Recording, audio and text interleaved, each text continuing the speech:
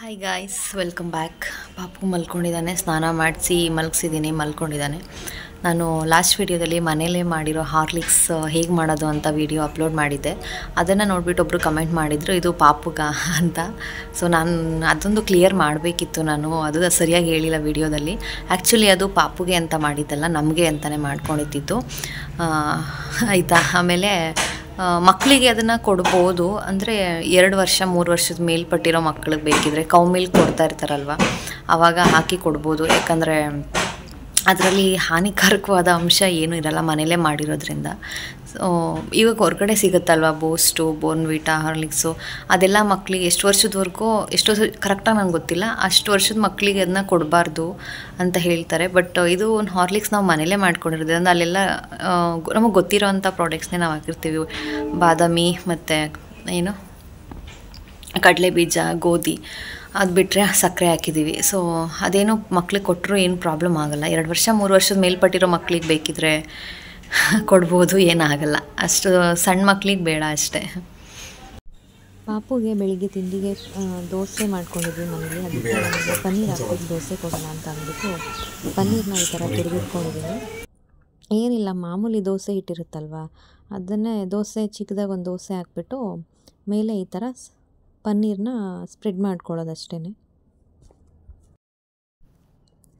Spread ಮಾಡ್ಕೊಂಡಾದಮೇಲೆ ತುಪ್ಪ ಬೇಕು ಅಂದರೆ ಪಾಪುಗೆ ತುಪ್ಪನೇ ಹಾಕ್ತೀನಿ ನಾನು, ಎಣ್ಣೆ ಅವನಿಗೆ ಯೂಸ್ ಮಾಡಿಲ್ಲ ಇದುವರೆಗೂ. ಮೇಲೆ ಒಂದು ಸ್ವಲ್ಪ ತುಪ್ಪ ಹಾಕ್ಕೊಳ್ಳೋದು. ಆಮೇಲೆ ಮಾಮೂಲಿ 2 ಸೈಡು ಹಿಂಗೆ ದೋಸೆನ ಬೇಯಿಸ್ಕೊತೀವೋ ಆ ಥರ ಬೇಯಿಸ್ಕೊಂಬಿಡೋದು ಅಷ್ಟೇ. ಅದು ಅವನಿಗೂ ಒಂದು ಚೇಂಜ್ ಸಿಗಲಿ ಅಂತ.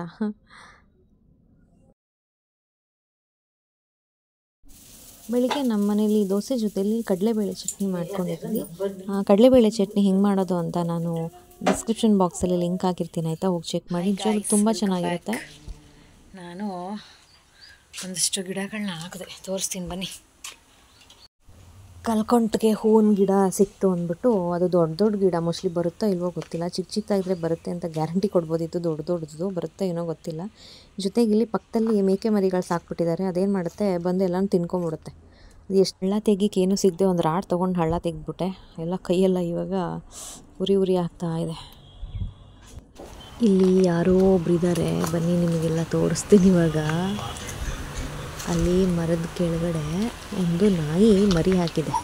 ಅದು ಅಲ್ಲಿ ಒಂದೇ ಒಂದು ಮರಿ ಇದೆ, ಮೋಸ್ಟ್ಲಿ ಅದು ಹಾಕಿರೋದೇ ಒಂದೇ ಒಂದು ಮರಿನ, ಅಥವಾ ಬೇರೆ ಏನಾದರೂ ತಿನ್ಕೊಂಬಿಟ್ಟಿದ್ದಾವೆ ಮರಿಗಳನ್ನ, ಗೊತ್ತಿಲ್ಲ. ನಂಗೆ ಹತ್ರ ಹೋಗೋಕ್ಕೆ ಭಯ, ಮರಿ ಇರೋದ್ರಿಂದ ನಾಯಿ ಅಟ್ಯಾಕ್ ಮಾಡೋಕ್ಕೆ ಚಾನ್ಸಸ್ ಇರುತ್ತೆ. ನೋಡಲ್ಲಿ ಅವ್ರ ಅಮ್ಮನ ಮೈ ಮೇಲೆ ಹತ್ಕೊಂಡು ನಿಂತಿದೆ. ಯಾವಾಗಲೂ ಆ ನಾಯಿ ಅಲ್ಲೇ ಇರುತ್ತೆ, ಹೋಗಿ ನೋಡೋಣ ಅಂತಂದರೆ. ಅದು ಹೊರಗಡೆ ಬಂತು, ಭಯಾಗಿ ಬಂದ್ಬಿಟ್ಟೆ ವಾಪಸ್ಸು. ಇವತ್ತು ಮಧ್ಯಾಹ್ನ ಊಟಕ್ಕೆ ಅಂತ ಮುದ್ದೆ ಮತ್ತು ಸೊಪ್ಪು ಸಾಂಬಾರು ಮಾಡ್ಕೊಂಡಿದ್ರು. ಪಾಪುಗೂ ಮುದ್ದೆನೇ ಕೊಡ್ತು ಇವತ್ತು, ತಿಂದ. ಫಸ್ಟ್ ಟೈಮ್ ಅವನಿಗೆ ರಾಗಿ ಗಂಜಿ ಮಾಮೂಲಿ ಕೊಡ್ತಾಯಿದ್ದೆ, ರಾಗಿ ಸರಿ ಅದೆಲ್ಲ, ಆದರೆ ಮುದ್ದೆ ಮಾತ್ರ ಇವತ್ತು ಫಸ್ಟ್ ಟೈಮು. ಮುದ್ದೆಗೆ ಸ್ವಲ್ಪ ತುಪ್ಪ ಹಾಕ್ಬಿಟ್ಟು ಸಾಂಬಾರನ್ನ ಹಚ್ಬಿಟ್ಟು ತಿನ್ಸಿದ್ರೆ ಚೆನ್ನಾಗಿ ತಿಂದ, ಇಷ್ಟಪಟ್ಕೊಂಡೇ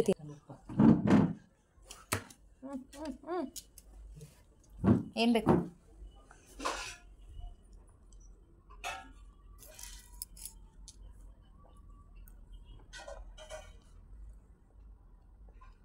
ಊಟ ಬೇಕಾ?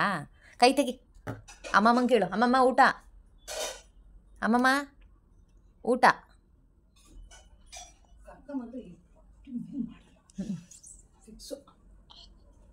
ಚಿ ಊಟ ಬಂತು. ಇವತ್ತು ಸಂಜೆ ಗೋಲ್ಗಪ್ಪ ಮಾಡೋಣ ಅಂತ ಅಂದ್ಬಿಟ್ಟು ಪಾನಿ ರೆಡಿ ಮಾಡ್ಕೊತಾ ಇದ್ದೀನಿ.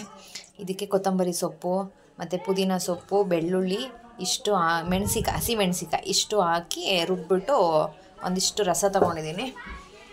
ಆಮೇಲೆ ಇಲ್ಲಿ ಹುಣಸೆ ಹಣ್ಣು ನೆನೆಸಿಟ್ಕೊಂಡಿದ್ದೀನಿ, ಕಿವುಚ್ಬಿಟ್ಟು ಇವಾಗ ರಸ ಮಾಡ್ಕೊಬೇಕಿದ್ದೀನಿ.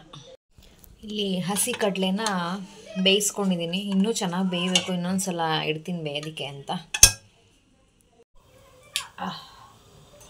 ಪಾನಿ ಹೇಗೆ ಬಂದಿದೆ ನೋಡೋಣ ಟೇಸ್ಟು.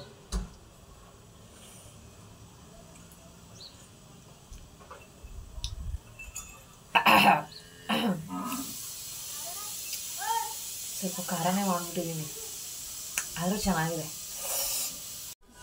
ನೆಕ್ಸ್ಟು ಆಲೂಗೆಡ್ಡೆನ ಬೇಯಿಸಿಟ್ಕೊಂಡಿದ್ದೀನಿ. ಈಗ ಅದನ್ನು ಮ್ಯಾಶ್ ಮಾಡ್ಕೊತೀನಿ. ಚೆನ್ನಾಗಿ ಬೆಂದಿದ್ರೆ ಬೇಗ ಮ್ಯಾಶ್ ಆಗಿಬಿಡುತ್ತೆ. ನೆಕ್ಸ್ಟ್ ಇದಕ್ಕೆ ನಾನು ಇಲ್ಲಿ ಎಲ್ಲ ಮಸಾಲಗಳು ಹಾಕ್ಕೊಂಡಿದ್ದೀನಿ. ಟರ್ಮರಿಕ್ ಪೌಡ್ರು, ಚಿಲ್ಲಿ ಪೌಡ್ರು, ಮತ್ತು ಚಾಟ್ ಮಸಾಲ, ಮತ್ತಿನ್ನೇನು ಪೆಪ್ಪರ್ ಪೌಡ್ರು, ಕೋರಿಯಂಡರು ಮತ್ತು ಜೀರಿಗೆ ಪೌಡ್ರು ಇದೆಲ್ಲ ಹಾಕ್ಕೊಂಡಿದ್ದೀನಿ ಇಲ್ಲಿ. ನೆಕ್ಸ್ಟ್ ಇದಕ್ಕೆ ಕೊತ್ತಂಬರಿ ಸೊಪ್ಪು ಹಾಕ್ಕೊತಿದ್ದೀನಿ. ಇನ್ನು ಇದಕ್ಕೆ ಹಸಿ ಕಡಲೆ ಹಾಕ್ಬಿಟ್ಟು ಮಾಡಿದ್ರೇ ಒಳ್ಳೆ ಟೇಸ್ಟ್ ಇರುತ್ತೆ ಗೊತ್ತಾ. ಹಸಿ ಕಡಲೆ ಹಾಕಬೇಕು, ಈರುಳ್ಳಿ ಹಾಕಬೇಕು. ಈರುಳ್ಳಿನ ನಾನು ಕಟ್ ಮಾಡಲ್ಲ, ಅಮ್ಮನೇ ಕಟ್ ಮಾಡಬೇಕು ಬಂದು. ಸೊ ಅದೊಂದು ಬ್ಯಾಲೆನ್ಸ್ ಅಷ್ಟೇ. ಅದಷ್ಟು ಹಾಕಿ ಕಲಿಸ್ಬಿಟ್ಟು ತಿಂತಾ ಇರೋದೆ.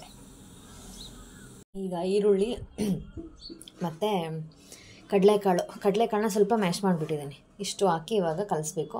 ಉಪ್ಪು ಇದನ್ನು ಕಲಸಿ ಆದಮೇಲೆ ನೋಡ್ಕೊಂಡು ಹಾಕ್ಕೊತೀನಿ. ಯಾಕಂದರೆ ನಾನು ಆಲೂಗೆಡ್ಡೆ ಮತ್ತು ಹಸಿ ಕಡಲೆ ಬೇಯಿಸೋದಕ್ಕೇ ಉಪ್ಪು ಹಾಕಿದ್ದೆ. ಸೊ ನೋಡ್ಕೊಂಡು ಉಪ್ಪು ಹಾಕ್ತೀನಿ. ಈಗ ಟೇಸ್ಟ್ ಹೆಂಗಿದೆ ಅಂತ ನೋಡೋಣ ಬನ್ನಿ. ನನಗೆ ಪಾನಿ ನೋಡ್ತಿದ್ರೇ ಬಾಯಲ್ಲಿ ನೀರು ಬಂದ್ಬಿಡುತ್ತೆ. ಯಾರಾದರೂ ತಿನ್ನೋದು ನೋಡಿಬಿಟ್ರು ಅಷ್ಟೇ ಬಾಯಲ್ಲಿ ನೀರು ಬಂದ್ಬಿಡುತ್ತೆ ನನಗೆ. ನಿಮಗೂ ಹಂಗೆ ಅನಿಸುತ್ತಾ ಅಂತ ನನಗೆ ಕಮೆಂಟ್ ಮಾಡಿ ಆಯಿತಾ. ಟೇಸ್ಟ್ ನೋಡೋಣ ಹೇಗಿದೆ ಅಂತ. ನನಗೆ ಚಾಟ್ಸಲ್ಲಿ ಗೋಲ್ಗಪ್ಪನೇ ಜಾಸ್ತಿ ಇಷ್ಟ. ನಾವು ನಗರದಲ್ಲಿದ್ದಾಗ ಮಣಿ ನಾನು ಇಬ್ಬರು ತಿಂತಾ ಇದ್ದಿದ್ದೆ ಜಾಸ್ತಿ ಗೋಲ್ಗಪ್ಪ. ಒಂದು ಗೋಲ್ಗಪ್ಪ, ಒಂದು ಗಡ್ಬಡ್ಡು ಸಖತ್ತಾಗಿ ಬಂದಿದೆ ಮಾತ್ರ ಟೇಸ್ಟು. ನೀವು ಟ್ರೈ ಮಾಡಿ ಆಯಿತಾ, ತುಂಬ ಟೇಸ್ಟಿಯಾಗಿರುತ್ತೆ. ಅಲ್ಲಿ ಹೊರ್ಗಡೆ ಏನೇನೋ ಹಾಕೊಂಡು ತಿನ್ನೋ ಬದಲು ಮನೇಲಿ ಮಾಡ್ಕೊಂಡು ತಿನ್ನೋದು ನಿಜವಾಗ್ಲೂ ಎಷ್ಟೋ ಬೆಸ್ಟು. ಆವಾಗಲೇ ಒಂದೇ ಒಂದು ತೊಗೊಂಡು ಟೇಸ್ಟ್ ನೋಡಿದೆ. ಇವಾಗ ತಿನ್ನಬೇಕೀಗ. ನನಗಂತೂ ಸಖತ್ತಾಗಿದೆ ಅನ್ನಿಸ್ತು. Hi guys, welcome back.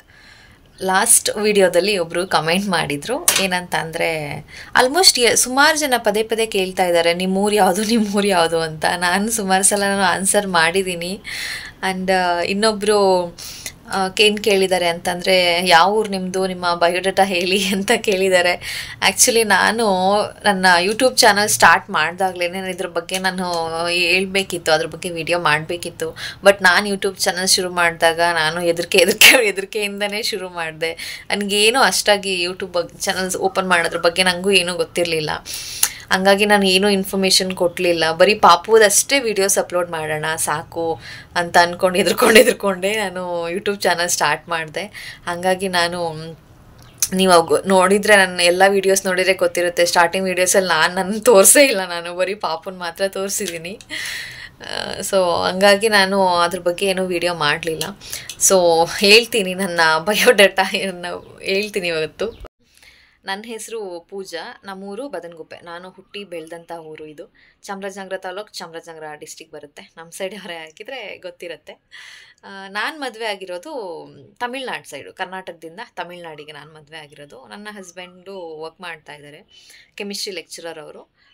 Chikmagalur ಸೈಡೆಲ್ಲ ವರ್ಕ್ ಮಾಡ್ತಾ ಇರೋದು. ಹಾಗಾಗಿ ಸದ್ಯದ ಮಟ್ಟಿಗೆ ನಾನು ನಮ್ಮ ಅಮ್ಮನ ಮನೇಲೇ ಇದ್ದೀನಿ. ಕಾರಣ ಪಾಪು ಇನ್ನೂ ಚಿಕ್ಕವನಲ್ವಾ, ಆ ಒಂದು ಕಾರಣಕ್ಕೋಸ್ಕರ ಸದ್ಯದ ಮಟ್ಟಿಗೆ ನಾನು ಇಲ್ಲೇ ಇದ್ದೀನಿ. ಎಜುಕೇಷನ್ನು MA BEd ಕನ್ನಡ ನನ್ನ ಸಬ್ಜೆಕ್ಟ್. MA BEd ನಾನು ಮಾಡ್ಕೊಂಡಿರೋದು.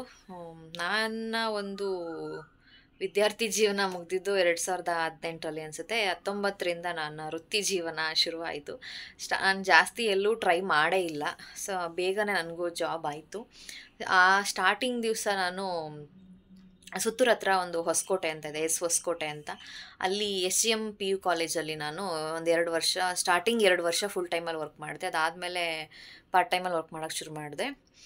ಅಲ್ಲಿಂದ ಪಾರ್ಟ್ ಟೈಮಲ್ಲಿ ನಾನು ಚಾಮರಾಜನಗರ ಸೇವಾ ಭಾರತಿ ಕಾಲೇಜ್, PU ಕಾಲೇಜು ಮತ್ತು ಡಿಗ್ರಿ ಕಾಲೇಜು ಅಲ್ಲಿ ಮತ್ತು ಹೊಸಕೋಟೆ 2 ಕಡೆನೂ ಪಾರ್ಟ್ ಟೈಮ್ ಮಾಡಿಕೊಂಡೆ. ಸ್ಟಾರ್ಟಿಂಗ್ ಮಾತ್ರ ಫುಲ್ ಟೈಮ್ ಮಾಡಿದೆ ಅಲ್ಲಿ. ಅದಾದಮೇಲಿಂದ ನಾನು ಪಾರ್ಟ್ ಟೈಮ್ ಮಾಡೋಕ್ಕೆ ಶುರು ಮಾಡಿದೆ. ಸ್ವಲ್ಪ ರಿಸ್ಕ್ ಆಗ್ತಿತ್ತು, ಬಟ್ ರಿಸ್ಕ್ ಬೇಕು ಅಂತ ನನಗೆ ಅನ್ನಿಸ್ತು. ಹಂಗಾಗಿ ರಿಸ್ಕ್ ತಗೊಂಡು ಮಾಡ್ತಾಯಿದ್ದೆ. ಸೊ ನನಗೆ ಜರ್ನಿನೇ ತುಂಬ ಆಗ್ಬಿಡ್ತಿತ್ತು. ಸ್ಟಾರ್ಟಿಂಗ್ ಮದುವೆಗೂ ಮುಂಚೆ ಬದನಗುಪ್ಪೆಯಿಂದ ಅಪ್ ಆ್ಯಂಡ್ ಡೌನ್ ಮಾಡ್ತಾಯಿದ್ದೆ. ಮದುವೆ ಆದಮೇಲೆ ಚಾಮರಾಜನಗರದಿಂದ ಹೊಸಕೋಟೆಗೆ ಅಪ್ ಆ್ಯಂಡ್ ಡೌನ್ ಮಾಡ್ತಾಯಿದ್ದೆ. ಸುಮಾರು ಒಂದು 8 ಮಂತ್ಸ್ ಕಂಪ್ಲೀಟ್ ಆಗೋವರೆಗೂ ನಾನು ಜಾಬ್ ಮಾಡಿದೆ. ಅದಾದಮೇಲೆ ಜಾಬ್ ಬಿಟ್ಟೆ ನಾನು.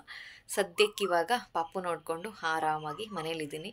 ಮುಂದೆ ಹೋಗ್ತೀನಾ ಹೋಗಲ್ವಾ ಗೊತ್ತಿಲ್ಲ, ಏನೂ ಐಡಿಯಾ ಇಲ್ಲ. ನನಗೀಗ ತಲೆಯಲ್ಲಿರೋದು ನನ್ನ ಮಗನಿಗೆ ಒಳ್ಳೆ ಲೈಫ್ ಕೊಡಬೇಕು, ನಾನು ಜೊತೆಯಲ್ಲೇ ಇದ್ದು ಅವನನ್ನು ಬೆಳೆಸಬೇಕು ಅಂತ ಅನ್ನೋದು ನನ್ನ ಒಂದು ಆಸೆ.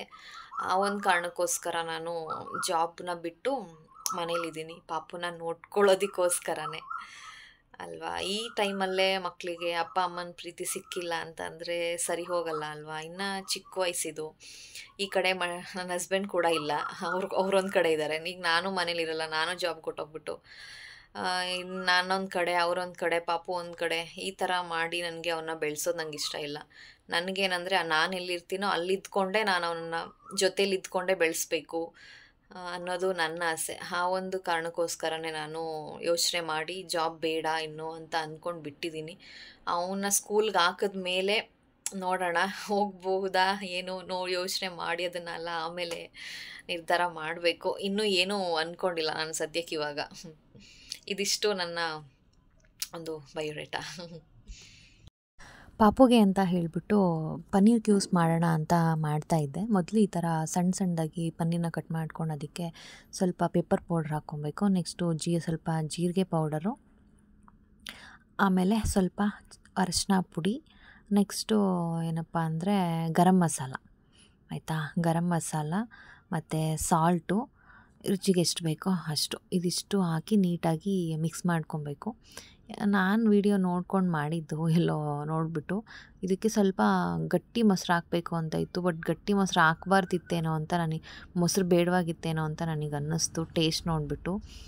ಆಮೇಲೆ ಇದನ್ನು ನೀಟಾಗಿ ಎಲ್ಲನೂ ಮಿಕ್ಸ್ ಮಾಡ್ಕೋಬೇಕು.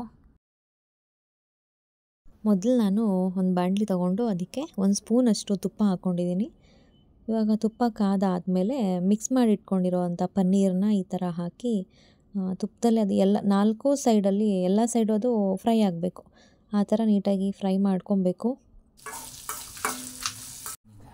ಫೈನಲಿ ನೋಡಿ ಈ ಥರ ಫ್ರೈ ಆಗಿದೆ. ಇವಾಗ ಅದನ್ನು ಪಾಪುಗೆ ಕೊಟ್ಟೆ ತಿನ್ನೋದಕ್ಕೆ. ಬಟ್ ಅವ್ನು ತಿನ್ನಲಿಲ್ಲ, ಇಷ್ಟಪಡಲಿಲ್ಲ. ಒಂದು 4-5 ಕ್ಯೂಬ್ಸ್ ತಿಂದ ಅಷ್ಟೇ.